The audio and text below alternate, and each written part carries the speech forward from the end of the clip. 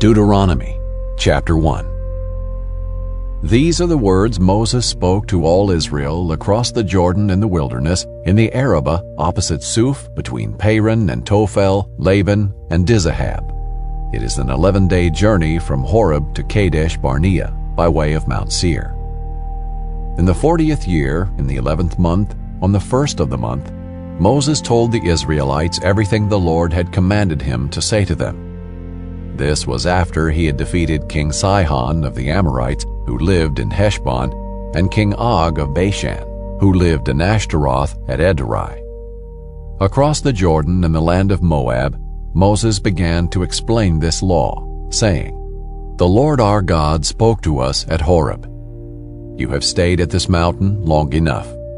Resume your journey and go to the hill country of the Amorites and their neighbors in the Arabah, the hill country, the Judean foothills, the Negev, and the seacoast, to the land of the Canaanites and to Lebanon, as far as the great river, the Euphrates River. See, I have set the land before you. Enter and take possession of the land the Lord swore to give to your ancestors Abraham, Isaac, and Jacob, and their future descendants. I said to you at that time, I can't bear the responsibility for you on my own. The Lord your God has so multiplied you that today you are as numerous as the stars of the sky. May the Lord, the God of your fathers, increase you 1,000 times more and bless you as he promised you. But how can I bear your troubles, burdens, and disputes by myself? Appoint for yourselves wise, understanding, and respected men from each of your tribes, and I will make them your leaders." You replied to me, "What you propose to do is good." So I took the leaders of your tribes, wise and respected men, and set them over you as leaders, commanders for thousands, hundreds, fifties, and tens, and officers for your tribes. I commanded your judges at that time, hear the cases between your brothers, and judge rightly between a man and his brother or his resident alien. Do not show partiality when deciding a case. Listen to small and great alike. Do not be intimidated by anyone, for judgment belongs to God. Bring me any case too difficult for you, and I will hear it. At that time I commanded you about all the things you were to do.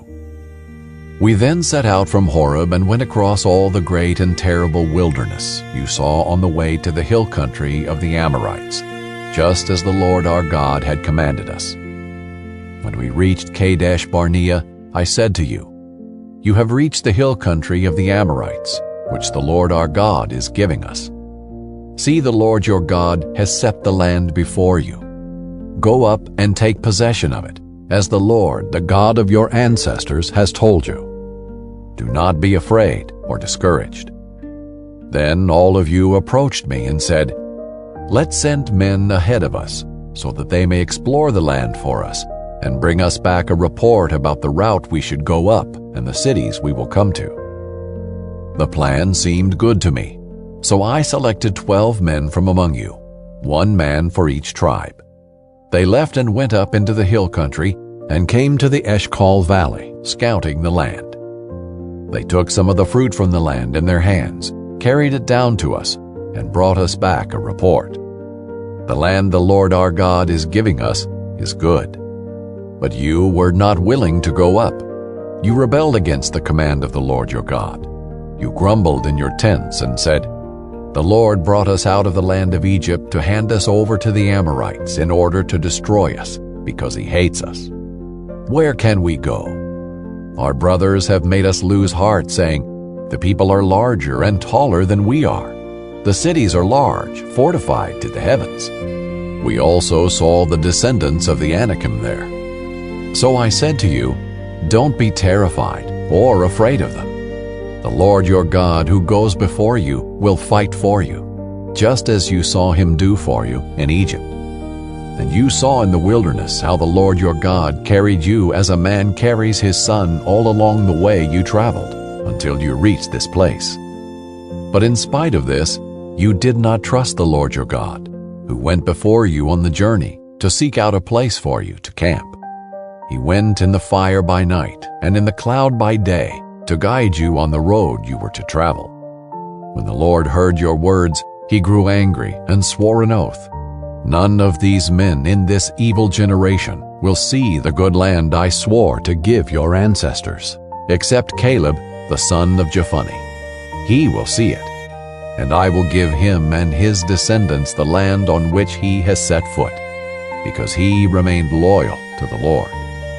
The Lord was angry with me also because of you, and said, You will not enter there either.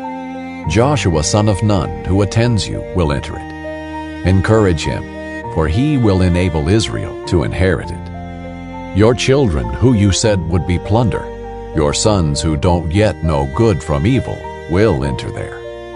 I will give them the land, and they will take possession of it. But you are to turn back and head for the wilderness by way of the Red Sea. You answered me, We have sinned against the Lord. We will go up and fight just as the Lord our God commanded us. Then each of you put on his weapons of war and thought it would be easy to go up into the hill country. But the Lord said to me, Tell them, Don't go up and fight, for I am not with you to keep you from being defeated by your enemies. So I spoke to you, but you didn't listen. You rebelled against the Lord's command and defiantly went up into the hill country.